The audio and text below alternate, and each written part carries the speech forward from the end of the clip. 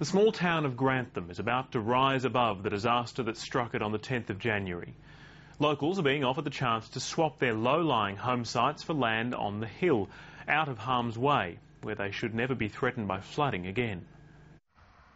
The land on the hill overlooks the spot that was termed the ground zero of suffering in Queensland's summer of disasters. 19 people died when half of Grantham was washed away. Jim Wilkin lost his grandparents but helped save 6 lives, including his brother's children, running down the railway line ahead of the rising water. I had my 2 little nieces, one under each arm, and was running as fast as I could.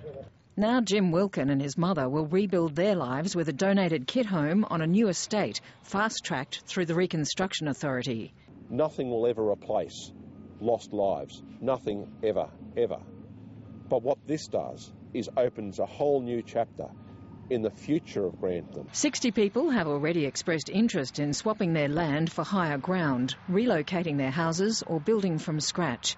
Most will need help from the disaster fund to do that. You know, make no mistake, it is quite expensive in some cases for the people to move. However, we believe this offers a point where they can start a whole new life. The 485 hectares of land could eventually accommodate 400 families, within commuting distance of big regional towns like Toowoomba and Ipswich.